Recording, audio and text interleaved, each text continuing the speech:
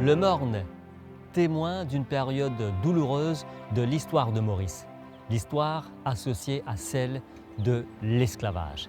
Mais le Morne est aussi un symbole de liberté, le refus d'accepter l'esclavage.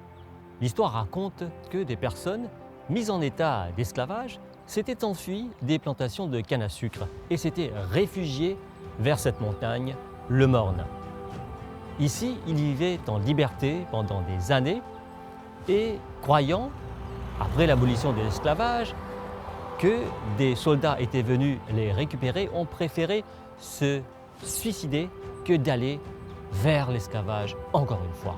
Il faut aussi rendre hommage à ces personnes, ces descendants de ces habitants, des premiers habitants du Morne, qui ont su préserver l'histoire, raconter l'histoire et aussi garder intact tout ce qu'il y avait autour du Morne. Aujourd'hui, le site fait aussi face aux défis, aux catastrophes naturelles. Et là, il y a toute une équipe, tout un travail qui est fait pour conserver, pour préserver l'état naturel du Morne. Bien sûr, on va voir dans cette émission tout ce qui est en train d'être fait, aussi comment le Morne, patrimoine mondial, est en train d'être préservé pour les générations à venir.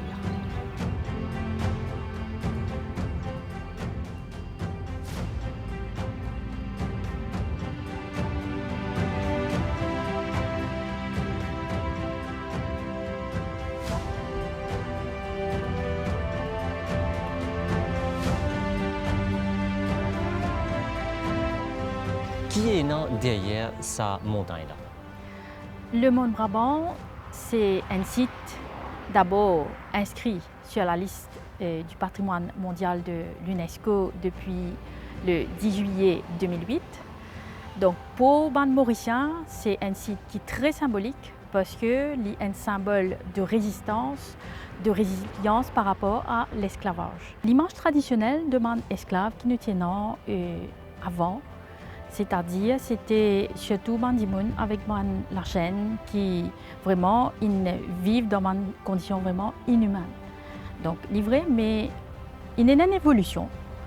C'est-à-dire que maintenant, surtout quand nous causons descendants de personnes mises en esclavage, donc je suis plutôt associé à l'histoire du marronnage qui fait, parce que c'était un héros qui vraiment refuse sa condition servile-là. Je sauvé aller justement parce qu'il refuse la condition d'esclave. L'esclavage en lui-même, c'est un système qui impactait tout le pays, pas uniquement les colonies comme en Maurice qui accueillent les esclaves, pas uniquement l'Afrique, mais tout le pays, donc dans le monde. Directement ou indirectement, il n'impactait pas l'esclavage. Ce que le monde symbolise, résistance par rapport à l'esclavage, mais également résistance par rapport à l'oppression, par rapport à la domination dans le sens large du terme.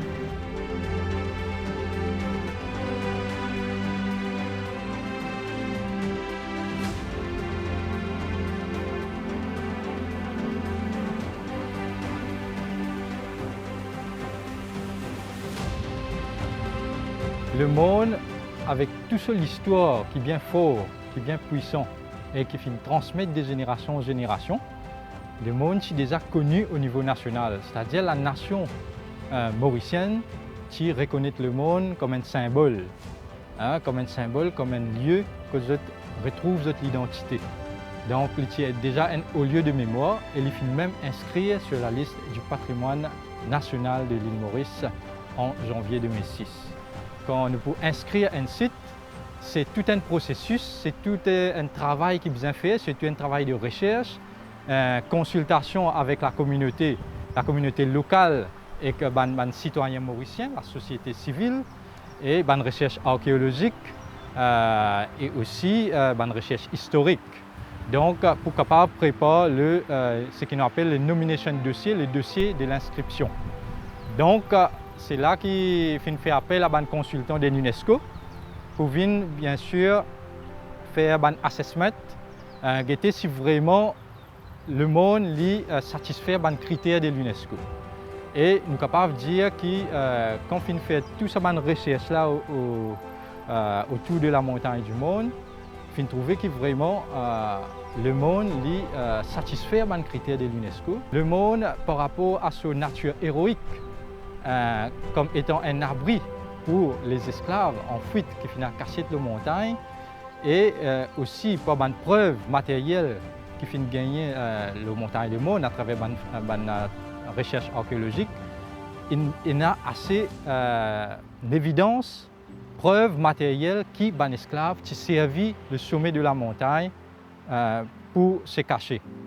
Donc, par exemple, une cave qui finit découverte, un ossement, un jeune mouton qui date de la fin de l'époque hollandaise, début de l'époque française à Maurice, qui est consommé par les esclaves sur le sommet de la montagne, une trace de cendre, un foyer qui s'est servi, une pierre façon qui est alignée sur la montagne de la cave, qui s'est servi ce lieu-là pour préparer de la nourriture, une trace de charbon. Donc nous trouvons qu'il y a un signe d'occupation humaine. Ce qui est important pour l'UNESCO aussi, c'est une condition de l'authenticité et l'intégrité, qui est aussi bien important. Quand nous disons le monde authentique, comme un paysage culturel, nous pouvons surtout par rapport à son originalité. Qu'est-ce qui fait l'originalité du monde? Par exemple, nous causons un ancien habitant, une habitation, le village de Troucheny, au pied de la montagne après l'abolition de l'esclavage, nous causons le village de Macaque, nous causons le vieux cimetière du monde, nous causons un puits, un four à chaud qui finit construit par un esclave, nous causons le lagon même, qui est une richesse archéologique. Il y a un bateau qui fait naufrage à l'époque, qui contenait un esclave.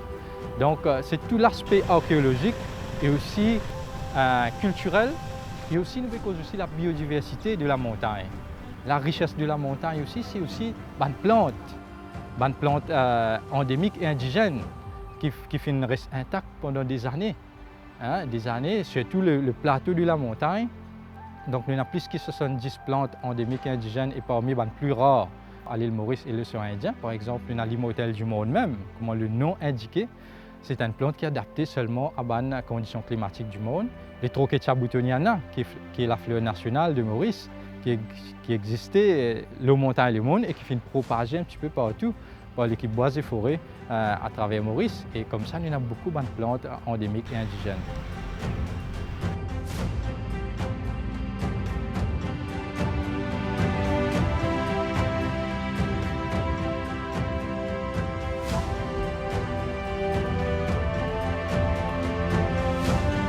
Dans Troucheny, quand nous étions ici, dans le village Le Monde, qui est particulier et qui fait un musée en plein air ici. Le musée en plein air de Troucheny, c'est un projet du Monde Heritage Trust Fund. L'idée, c'est faire une réplique du village de Troucheny. Quand nous étions actuellement, nous à l'emplacement exact du village. Donc, nous essayons autant que possible partage et donc le quotidien des habitants de Troucheny donc à l'époque.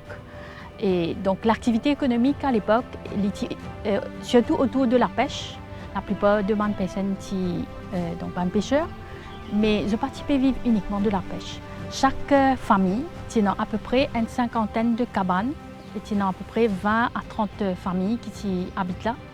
Donc je peux vivre principalement de la pêche, mais pas uniquement de la pêche. Chaque famille tient un petit parcelle de terrain qu'ils peut cultiver. Donc je peux cultiver des légumes et je peux pratiquer l'élevage également. Je peux vivre une vie très autonome. Alors Troucheny, qui est émotionnel et non qui est attaché avec sa village là? Quand nous causons l'inscription du monde en tant que patrimoine mondial, l'histoire des habitants du Troucheny qui, dans les années 1950, j'étais une bizarre et j'étais une bougée. Je n'allais pas beaucoup dans le village actuel du monde et non ailleurs. Donc, ces histoires de déplacement forcé là, donc c'est ça qui contribuait quelque part donc, à rendre ce paysage culturel là très authentique. Donc, il y a toute une histoire orale qui les habitants ils préservent, qui transmettent à la génération qui nous était actuellement. Et grâce à l'inscription du site, Et tradition orale, ben, pratique culturelle comme le cigare typique. D'ailleurs, à l'époque, Trouchony, l'ancien village du monde, était très connu pour ce soirée du cigare typique, la nuit du cigare. C'est normalement les autres nuit du cigare qui se peut organiser ailleurs, mais c'est surtout donc, au monde, ici, donc à Trouchony, qui est beaucoup plus populaire. Donc l'idée, c'est partager le quotidien de Saman Dimun-là et avec les visiteurs qui pouvaient ici découvrir ce quotidien, donc découvrir cette activité économique. Alors si nous comprenons bien, le Mon Heritage Trust Fund a aussi un projet pour faire un musée du marronnage dans les parages du Mon, dans le village ici. Qui peut aller là-dedans et comment il peut être ce musée-là? Donc effectivement, d'ailleurs, ça fait partie de nos mandats, créer un centre d'interprétation, un musée consacré entièrement au marronnage. Et nous avons 5 arpents de terrain du Ministry of Housing and Lands et nous commençons actuellement à travailler sur le concept. Travailler sur un concept de musée, ça prend le temps. Le processus est une fait commencer.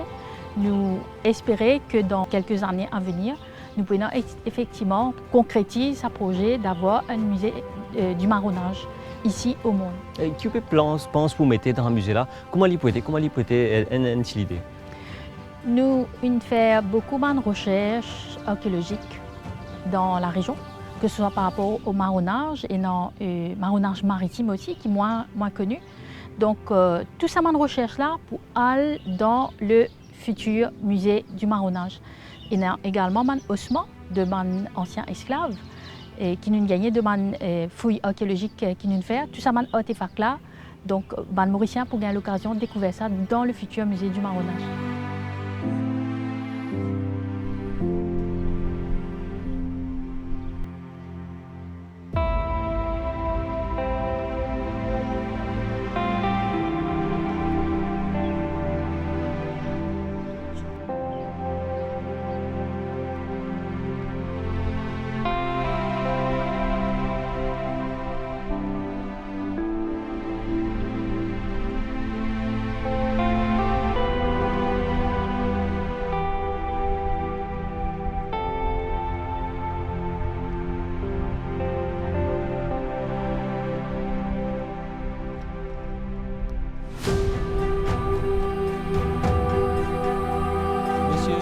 Vélo, donc un ancien habitant de Troucheny. Alors, raconte-nous un petit peu la vie, comment tu peux te dérouler dans Troucheny. Il y a difficile beaucoup là. Beaucoup de difficile. Longtemps, quand on était là-bas, nous êtes là, si vous venez là, vous voulez, c'est ici. Si vous avez la prairie là. Là-bas, la soute, après ça, l'eau pourrie. Là, nous trouvons un village spécial, beaucoup de monde la pêche. Aussi, on la pêche, comment on apprend ça? On apprend ça. C'est une espèce qui s'appelle Doelis. Il la pêche, la pêche là-bas, à l'autre côté partout. Et jamais tu as un problème. Quand vous êtes enfant, comment l'enfant s'est passé avec vos familles ou vos camarades? L'enfance, moi j'avoue, vous avez gardé un bœuf. Avec M. Gambier, gardé un bœuf. Nous que ça, à Marseille, là-bas, regardez. En temps, M. Gambier, c'est une bande bœuf. Des bandes bœuf, là. Une bande taureau, une bande vache. Mais une bande avec une bande taureau, une autre avec une bande vache. Après, comme ça, on apprend ça. Vous allez à l'école, on apprend un petit peu? Un petit peu même, pas beaucoup. Mon frère chauffeur, mon frère chauffeur, moi. Je ne sais pas qu'on il y a un petit peu. Pas qu'on y a beaucoup, un petit peu. Moi, on a un service de misère, ça s'appelle Saint-Martin. Je suis monté à l'école. C'est à l'école, à l'église, là-bas, pour la fourche, là-bas. À l'école, on est monté là. Là, nous sommes là. Je ne sais pas ça, là. Mais dépêché, c'est un carnaval, qu'on appelle football carnaval. C'est l'école en bas, là. À l'école, là-bas. Marseille, elle est vive.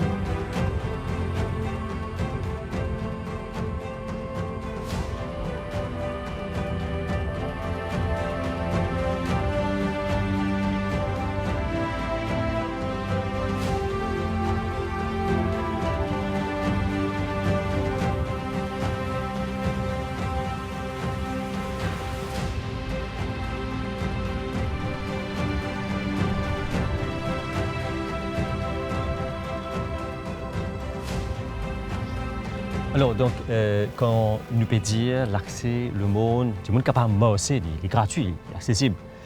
L'accès à la montagne il est gratuit. Et comme tout le monde connaît actuellement, l'accès à la montagne est fermé à cause de l'éboulement qui nous a gagné au mois de janvier, c'est dans un gros lapis. Et nous payons une trail alternative qui existait. Nous pouvons réaménager pour l'instant, faire un travaux de nettoyage pour qu'ils nous réouvrent l'accès à la montagne très bientôt. Donc ça va être autour du 10 juillet. Mais la partie côte inéna éboulement, il peut toujours rester fermé au public parce que ça nécessite des travaux beaucoup plus à long terme, c'est-à-dire des travaux de murs de rétention pour justement stabiliser le sol là-bas. À part le côté historique, bien sûr, qui est là pour protéger, nous connaissons beaucoup de monde qui vient de cette montagne-là, qui est particulier, qui est attirant, qui fait venir ici. La montagne du Maune, c'est une montagne qui peut venir de plus en plus prisée. Selon l'indication qui nous vient du ministère du Tourisme, il vient à hotspot. D'ailleurs, chaque année, le nombre de visiteurs peut augmenter, surtout depuis l'ouverture de l'accès à la montagne. Donc, Bandimoun a envie de venir pour plusieurs raisons. Donc, pour la beauté de la nature, c'est un des rares endroits côte et la forêt d'origine, Native Forest, toujours encore là. Beaucoup de gens viennent comme un pèlerinage, c'est-à-dire pour l'histoire derrière, l'histoire du marronnage, résistance, résilience par rapport à l'esclavage. Donc, c'est une montagne qui attire effectivement beaucoup de visiteurs chaque année.